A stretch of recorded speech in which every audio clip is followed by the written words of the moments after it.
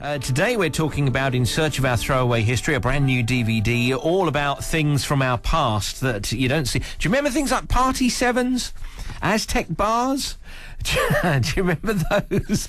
I tell you I do. Yeah, the old Party 7 used to be your guaranteed entry into a party if you wanted to gate crash it. Yeah, those were the days. Well, Simon Frith is going to be joining us very shortly.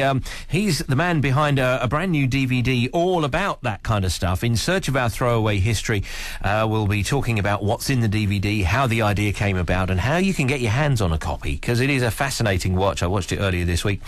Well, let's talk about our past, shall we? Let's talk about our history. And in particular, things that you don't see on the shelves anymore. There's a great new DVD out called In Search of Our Throwaway History. And Simon Frith, the man behind the idea and putting it all together, joins us this morning. Morning, Simon. Morning, Adrian. How are you? I'm fine, thank you. Thank you for having me on the show. No, you're very, very welcome. It's good to see you. So, look, what a great idea for it. How on earth did you come up with this? Because there's such a big nostalgia buzz going on at the moment. And, you know, when you look at some of these old brands that used to be on the shelves and you don't see anymore, it is fascinating, isn't it? It certainly is, and it was really a chance meeting I had with Robert Opie, who has collected all this stuff really for the last 50 years. In fact, it was 50 years ago, almost to the day, that he began to save and rescue these products. And I went along to his museum in Notting Hill, the Museum of Brands. My wife, in fact, wanted me to go, and I reluctantly sort of went along, but I was really pleased that I did, because it's absolutely an amazing experience. And brought back thousands and thousands of memories from that I didn't think I had anymore from my childhood. And the rest then is our throwaway history, really. It's sort of, I just felt it needed to be a story that needed to be told. It's interesting because Robert must be a bit of a hoarder, I reckon, because he's actually look, just picture this in your mind. Robert Opie has saved the packaging from every product imaginable for the last heaven only knows how many years. His house, I mean, what on earth must his house be like? He must be a hoarder. I won't go there. I won't comment on that. Okay. But yes, I'm very pleased that he has collected these things, because if it wasn't for Robert's dedication, I suppose, it's sort of I'm not sure I could sort of dedicate my life to saving these things.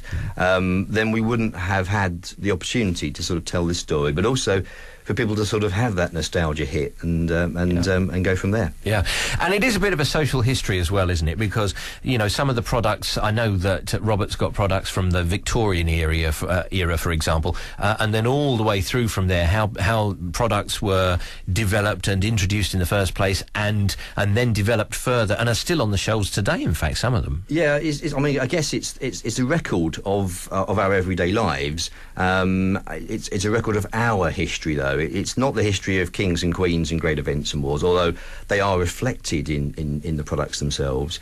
But it's a record of how we lived, and how, importantly, how our parents and grandparents lived, and how these things all link us together. So, for example, a Crunchy bar, when would you say that came out? Well, exactly, that's the interesting thing. I mean, because I remember Crunchies when I was a kid, so I would have said probably around the 60s, 1960s. Surprisingly, I go back as far as 1929. That's when they first came out. And if you think that the excitement that you might have today from eating something like a Crunchy, that your grandparents or even your great-grandparents, depending on your age, may have had that same excitement, that same experience of eating a Crunchy for the first time. It's amazing, isn't it? When you think back, it does kind of put you into the history of your family, and indeed of all the people that live around us. And some of the products on there you just don't see anymore. And I have to say, when I watched the DVD, it made me very nostalgic for some of the things we used to get, like Golden Wonder crisps. Do you remember that? Do you remember Golden Wonder crisps? Absolutely, and they are still around, actually. But some of these things do disappear, and sometimes you don't realise they've gone. No. Or indeed, you don't realise the packaging has changed. You sort of have this image of what something should look like. Yeah. And it's amazing how much they change over the years. It is. And look, here's an example of such a thing, because here's a clip from the programme. See if this brings back any memories for you. Every day when I finished work and got to Waterloo Station, before catching the commuter train, I always had a Lion's fruit pie. And I think my favourite was blackberry and apple. Lion's individual fruit pies, they were delicious. You got it all to yourself. It was an individual pie. You didn't have to cut it, you didn't have to share it. You opened it and it was all yours. And I had two favourites, apple and apricot. And the big choice, of course, was which one to buy. And I would buy them in the afternoon and eat them secretly when I was hungry. Well, the individual fruit pies made by Lions were very important to us because we were scouts.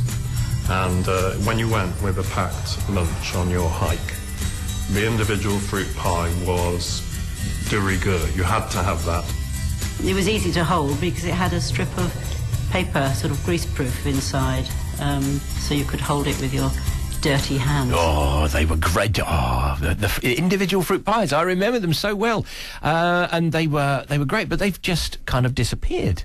That's right. I think they were around until about the early 90s, and but they've been around since the 1920s. And it's you don't realise they've gone, and that's sometimes a surprise and sometimes a shock. And then sometimes you find things that are still around.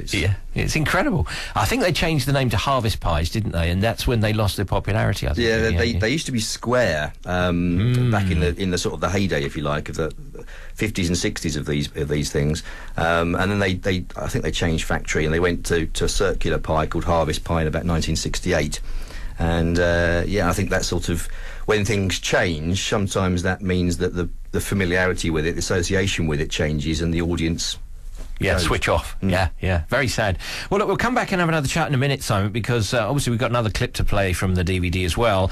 And if this sounds like the sort of thing that you'd like to get your hands on, it is a fascinating watch. We'll give you some information on how you can get hold of a copy, and Simon's actually brought a couple to give away as well.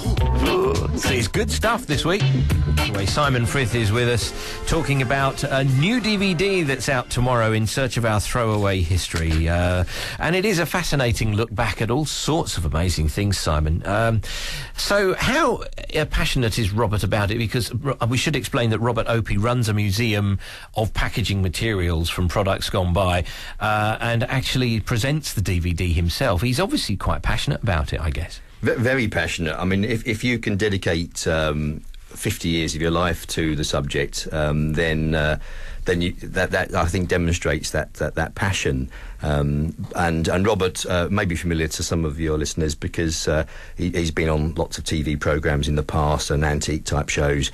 And I personally say I think wouldn't say it, but I class him as the world's expert on this sort of subject. So it's sort of very, very, very good. It does come across that way. So what can people expect to find on the DVD then? Well, it's stuffed full of memories, really. We've got, obviously, as you said, it's presented by Robert Opie, who shares that 50 years of wisdom. We've also got 35 or so members of the great British public who are sharing their memories of all the things that they remember, going right the way back to the 1930s, in fact. And we've got about 3,500, we had to do a bit of a count, 3,500 items in the film as well. So it's not just one of these things where you sort of see, there's 50 things here or 100 things. There's 3,500, and therefore that richness, I think, that comes across. And it covers everything as well. Washing powders, cleaning products, biscuits, tea bags, tobacco products. It's all in there. They are, and we had quite a challenge, really, trying to sort of work out which things to leave out, because Robert's collection is about 500,000 items, and it's taken us 3 years to make it because we had to find the right things to put in, and present them in a way that would appeal to most people. And it is interesting, you were saying earlier, it's very interesting to see that some products started out a lot earlier than you'd think. I mean, products that are around today, actually some of them were around in the late 1800s. That's right. I mean, Horlicks, for argument's sake. I mean, again, you've probably sort of biased it in terms of saying 1800, but it came out in 1890, or it arrived in the UK in the 1890s. And I think that's a surprise, and it's a revelation, really, for a lot of brands that they go back so far. And isn't it interesting that sometimes the packaging hasn't changed very much? It is. I mean, certain brands almost change every year, and what we've got in the film are a number of timelines, if you like, of these products.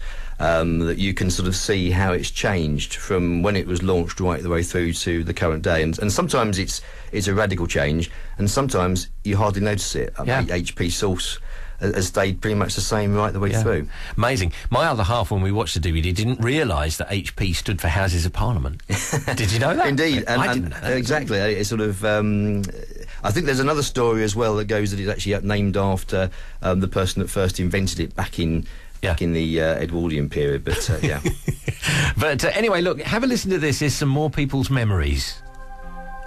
And in some ways it wasn't the cereal, it was the toy inside, even down to the point of actually getting my parents to buy ones I didn't like, just for the toy. You used to go to the supermarket and then really look along and see which ones had the gifts in. Everything was holograms in the 80s. You had little hologram alien cards. Or those lenticular pictures. You had like a dinosaur and then you tilted it and it would show you the nearest living thing to whatever dinosaur was on your card. And those were, you know, the sort of playground collectibles of the day. Well, I used to feel very sorry for my parents because they used to have to stock up with so many of these boxes so that I could just have all this fleet of vehicles all over the table. I remember that. I remember those days. Oh, dear. It does bring back some memories. And we should point out, actually, that all the music is original as well, isn't it? Yes, it is. And we're fortunate to have an original score through the whole thing, and from a local composer, local if you're living in Southend area anyway, Grammy-nominated composer Dave Cook, and local songwriter Heather Simmons, who some of people may know from the Swinging Bells, and they've composed this wonderful score. Which complements the film wonderfully. OK, so look, here's the deal. If you want to get your hands on a copy, it goes on sale tomorrow on Amazon. You're looking for In Search of Our Throwaway History. It'll cost you $14.99, but in the meantime, we've got a couple of copies to give away. Thank you for that, Simon. That's really good of you. Pleasure. So if you'd like a copy of this, it's a double DVD with a booklet. It's beautifully done. It really is.